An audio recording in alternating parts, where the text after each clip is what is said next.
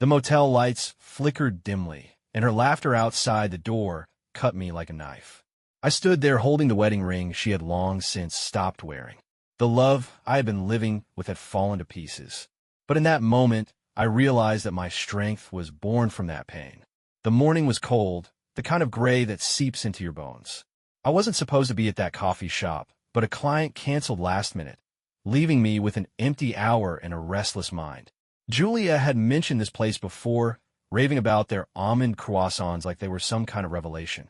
So I wandered in, claimed a corner table by the window, and opened my laptop. The air smelled of roasted beans and damp coats, and the soft clatter of cups felt like a shield against the world. I wasn't looking for trouble. I just wanted quiet. My fingers hovered over the keyboard, half-heartedly drafting an email, when her name sliced through the hum of the cafe. Julia. It was like a needle in my brain, sharp and unignorable. The voice came from two women at a table diagonally behind me. I didn't turn, but my ears locked onto their conversation, betraying my pretense of focus. One of them was Tasha, a friend from Julia's past I'd met once years ago, when we were still yinny and dizzy with love. Her voice had a bitter edge, like she was exhuming something long buried. "I still can't believe she got away with it," Tasha said. "Cheated on Brandon, then played the victim like she always does." My heart thudded, loud enough I thought the barista might hear. I stared at my screen, the cursor blinking accusingly. The other woman, whose face I couldn't place, but who felt vaguely familiar, maybe from Julia's old photos, snorted. "She's always been good at that." The tears, the "you don't understand me" act, had Brandon wrapped around her finger. Tasha leaned closer, her voice dropping but still clear. "You remember that guy she used to sneak off to meet? When Brandon was pulling those late shifts." She was shameless. I froze, my coffee untouched, growing cold. Julia had told me about Brandon, her first husband, but only in fragments. He was distant, she'd said, always working, making her feel like a ghost in her own home. I'd bought it, no questions asked. Why wouldn't I? I loved her. But now, those words felt flimsy, like a house of cards trembling in the wind. The women's laughter, tired, not cruel, carried a weight, like they'd carried this truth too long with no one to believe them. I tried to stay calm, to keep typing, but my hands wouldn't move.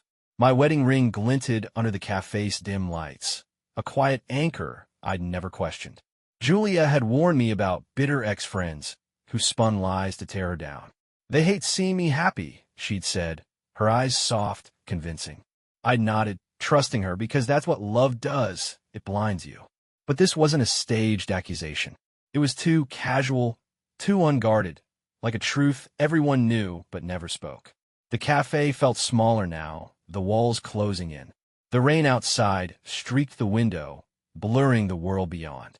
I wanted to stand up, confront them, demand details, but what would I say? "Hey, stop talking about my wife." Instead, I sat there, a stranger in my own life, listening to the unraveling of everything I thought I knew. My phone buzzed, a text from Julia. "Dinner at 7? Love you." The words mocked me, her heart emoji a tiny lie. I left 20 minutes later, my cappuccino barely touched, my laptop still open in my bag. Outside, the air was sharp, the sidewalk slick with rain. I stood under the awning, clutching my coffee, its warmth long gone. My mind churned. It's just gossip. Old drama. She's not like that. But the seed was planted, a splinter under my skin. I glanced at my ring again, its weight suddenly foreign. For the first time, I wondered if the woman I loved was someone I didn't know at all. The days after the coffee shop felt like walking on tightrope. Julia was still Julia. Her smile flashed at breakfast. Her laugh filled the kitchen as she chopped vegetables for dinner. But something had shifted, a subtle fracture in the air between us. I watched her more closely now, noticing things I'd once dismissed. Her phone, always face down on the counter. Her quick glances at it when she thought I wasn't looking. The way her answers about her day, just work, you know, felt rehearsed, like lines from a script she hadn't quite memorized. I tried to shake it off, to bury the splinter Tasha's words had lodged in my mind. It's just gossip, I told myself, staring at my wedding ring as it glinted under the living room lamp. But the ring, once a quiet promise, now felt heavy, a question I couldn't answer. Julia had always been social, her charm a magnet for strangers, waiters, co-workers, even my friends. Her laughter with them used to feel like a gift, something that made her her. Now it grated, too warm, too deliberate, like a switch she flicked on and off. One evening, I couldn't hold it in anymore. We were sprawled on the couch, the TV droning through some forgettable show. Her phone buzzed, and she flipped it over with a practiced flick, her eyes never leaving the screen. "You've been distant," I said, my voice softer than I meant. "What's going on?" She sighed, not looking up. "Mark, really? I'm just living my life. Not everything's about you." Her tone was sharp, a blade wrapped in velvet, and it cut deeper than I expected. I swallowed, my throat tight. "I'm not saying it is. I feel like you're somewhere else." She rolled her eyes, finally meeting my gaze. "What do you want from me? To sit home every night, waiting for you to notice me?" Her words stung, twisting my concern into something selfish. I wanted to push back, to ask about the late nights, the team drinks she mentioned too casually, but her defensiveness built a wall I didn't know how to climb. That night, I couldn't sleep. The bedroom was too quiet, her steady breathing beside me a cruel contrast to the storm in my head. I slipped out of bed and called Ostap, an old friend I hadn't seen in months. He answered on the second ring, his voice groggy but warm. "Mark, what's up?" "It's late." I hesitated, then let it spill. The coffee shop, Tasha's words, the gnawing doubt. He listened, silent, until I ran out of steam. "You sound like a man scared of the truth," he said finally. "I warned you about her, remember? Back when you were all starry-eyed." His words hit like a punch. I'd forgotten. Ostap had hinted at Julia's flirtations years ago, a vague caution I'd laughed off as jealousy. Now, that laughter felt like a betrayal of myself. "What do I do?" I asked, my voice cracking. "You face it," he said. "You're stronger than you think. But you can't keep pretending everything's fine." His certainty was a lifeline, pulling me from the fog. I hung up, staring at my ring in the dim glow of the kitchen. It wasn't just metal. It was a choice, one I'd made blindly. And for the first time, I wondered if I'd chosen wrong. The next morning, Julia left for work with a quick kiss, her perfume lingering like a ghost. I stood in the doorway, watching her car disappear, my hand clenched around the ring. The splinter had grown, burrowing deeper. I wasn't ready for the truth, but I couldn't unhear Tasha's voice, couldn't unsee the distance in Julia's eyes. Something was coming, and I wasn't sure I could stop it. Thursday night, 10:45 p.m. The house was too quiet, the kind of silence that amplifies every thought. Julia had texted earlier, "A breezy team drinks after work, don't wait up." I'd stared at the message, her words hollow, like a note left by a stranger. I tried to focus, dishes in the sink, emails unanswered, but my mind kept circling back to Tasha's voice, to Julia's flipped phone, to the growing distance between us. I told myself it was nothing, that I was paranoid, but the splinter of doubt had grown into a blade. I paced the living room, my wedding ring catching the light as I twisted it on my finger. It felt tighter now, a tether I wasn't sure I wanted. Then I saw her bag on the couch, left behind in her rush to leave. I don't know why I opened it. Instinct, desperation, or something darker. My hands trembled as I rummaged through keys, lip gloss, receipts. And then I found it. A man's watch, heavy, silver, with a scratched face. Not mine. My heart stopped, the air sucked out of the room. It wasn't proof, not yet, but it was enough to shatter the lies I'd been clinging to. I grabbed my phone and opened the tracking app I'd installed months ago, back when Julia laughed it off as cute before calling it invasive. She'd made me feel small for wanting it, so I kept it secret, a guilty safety net. Now my fingers shook as the map loaded. No bar, no restaurant. A dot pulsed at Sunset Pines Motel, unmoving. I stared, willing it to be a glitch, but the truth was a weight I couldn't lift. The drive was a blur, headlights slicing through the dark, my pulse louder than the radio. The motel's neon sign flickered, casting a sickly glow over the parking lot. Her car was there, unmistakable, its familiar dent glinting under a street lamp. I parked a few spaces away, gripping the steering wheel until my knuckles whitened. The watch sat in my pocket, a cold accusation. I didn't want to go inside, didn't want to know, but my legs moved anyway, carrying me toward the inevitable. At the front desk, a young guy with tired eyes barely glanced up from his phone. "My wife's here," I said, voice low, cracking. "She's not where she said she'd be. I need to know." He sighed, like he'd heard this story before, and tapped his screen. Room 212. Second floor. I nodded, unable to thank him, and climbed the stairs. Each step echoed, a countdown to something I couldn't undo. At the door, I heard her laugh, soft, intimate, a sound I thought belonged to me. It was a knife, twisting deep. I knocked. The door opened, and there she was, Julia, pale, her hair loose, caught in the act. Behind her, a man froze, his eyes wide with panic, a stranger in my story. "Mark," she gasped, stepping forward, her voice trembling. "You weren't supposed to be here." The words were a slap, but her next ones burned deeper. "You were never there for me," she snapped, as if my absence could justify the man in her room, the watch in her bag. He started to speak, some fumbling excuse, but I cut him off. "Don't," I said, my voice cold, steady, a strength I didn't know I had. I looked at her, the woman I'd built a life with, and saw a stranger. My hand slid to my ring, slipping it off. The metal was warm, but it felt like shedding a lie. "You made your choice, Julia," I said, each word deliberate. Her eyes widened, tears welling, but I saw it. Fear, not of losing me, but of facing herself. "Please," she whispered, reaching for me. I stepped back. No. The door closed behind me as I walked away, the watch heavy in my pocket, the ring heavier in my hand.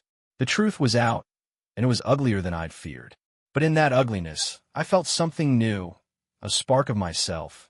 Waking up, the motel's parking lot was a blur as I drove away, the neon signs flicker, fading in my rearview mirror. I couldn't go home. Not to the house where Julia's perfume still lingered, where our wedding photos sat on the shelf like a lie frozen in time. My hands shook on the wheel, the man's watch from her bag heavy in my pocket, my wedding ring heavier in my fist. I'd slipped it off in that motel doorway, shedding a promise that had never been mutual. The truth was a raw wound, but in its sting, I felt something stirring, a spark of myself, buried too long under her deception. I ended up at a different motel, 30 miles out of town, a squat building with peeling paint and a humming vending machine outside.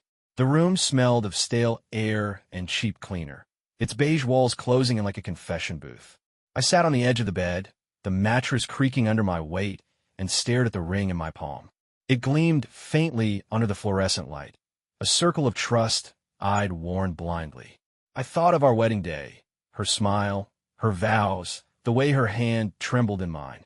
Had it all been a performance? Or had she loved me once before the lies took root? The questions churned, unanswered, and the silence of the room offered no mercy. My phone stayed dark, no texts, no calls. Julia's absence was louder than any apology she might have sent. I opened my gallery, scrolling through photos of us. A beach trip, her laughing in my jacket. Our anniversary dinner, her eyes warm. Each image was a ghost, a version of us I believed in. Now, they looked staged, her smiles too perfect, my trust too naive. I stopped at a photo of her holding her dog, her face soft, unguarded. Was that real? Or was I just desperate to find something worth salvaging? I locked the phone, unable to bear the weight of her face. The watch sat on the nightstand, its scratched face accusing. I didn't know who it belonged to, didn't want to. It was enough that it wasn't mine, that she'd carried it like a secret she didn't care to hide well. I thought of Tasha's words in the coffee shop, Ostap's warning years ago. The signs had been there, but I'd chosen to see love instead of doubt. That was my failure, not loving her, but losing myself to keep her. I didn't sleep. The night stretched on, headlights sweeping through the blinds, casting shadows that danced like memories I couldn't escape. Around dawn, I called Ostap. He picked up, voice rough with sleep, but steady. "Mark, you okay?" I told him everything.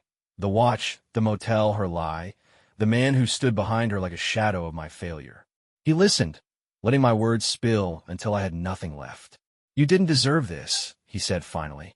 "But you're not her. You're you, and you're stronger than you know. This isn't the end. It's the start of something better." His words were simple, but they anchored me. I'd spent years building a life around Julia, molding myself to her rhythms, her needs. Now, in this barren motel room, I saw it clearly.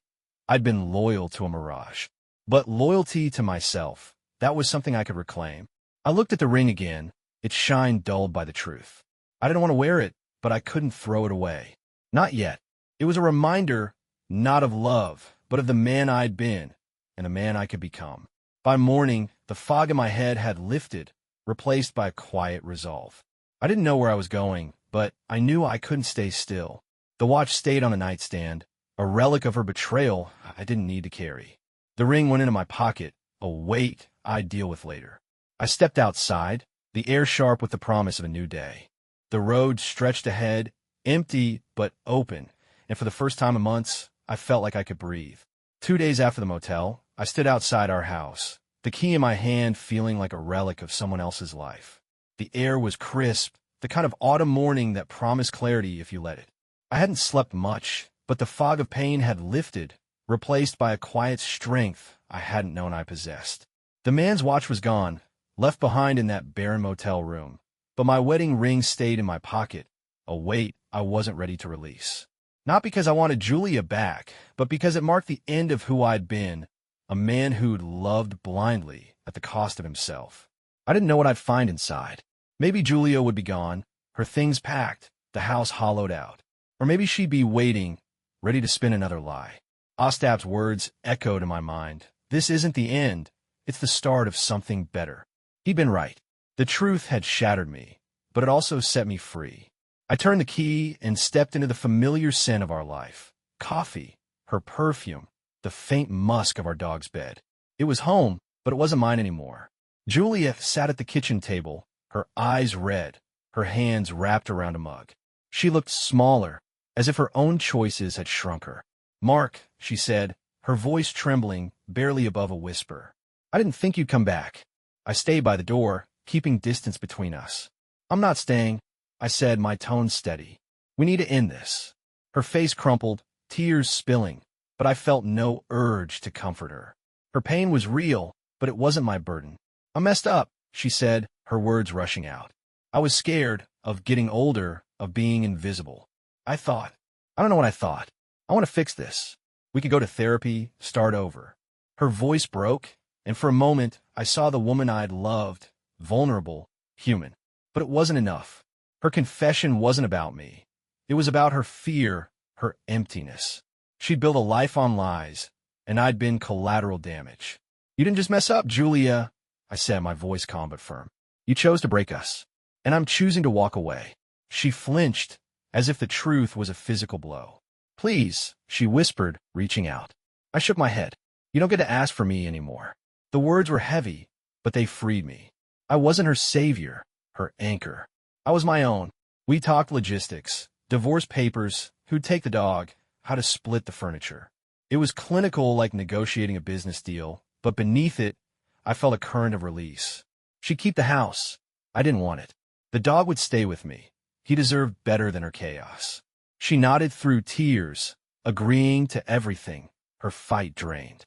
I wondered if she saw it too. She'd lost more than I had. Before I left, I pulled a folded note from my pocket, a single sentence I'd written in the motel. "You lost more than I did." I placed it on the table, next to her mug. "Read it later," I said. She didn't touch it, just stared, her eyes hollow. I walked to the shelf where our wedding photo stood, its frame catching the morning light. I didn't smash it or take it. I turned it face down, a quiet farewell to the life we'd built on sand. Outside, I walked to the river a block away, the ring warm in my hand. I'd carried it long enough. Standing on the bank, I tossed it into the water. It sank without a ripple, swallowed by the current, like the past I was leaving behind. The air felt lighter, the world wider. I thought of Ostap, of the road ahead, of the man I was becoming. Not broken, but whole, ready for a life that was mine. I drove away, the house shrinking in my rearview mirror. The sun broke through the clouds, painting the road gold. For the first time in years, I didn't feel like I was running. I was moving forward, toward something new, something true. The note, the ring, the turned-down photo, they weren't revenge. They were my reclaiming. Julia would carry her choices. I would carry myself. And that was enough.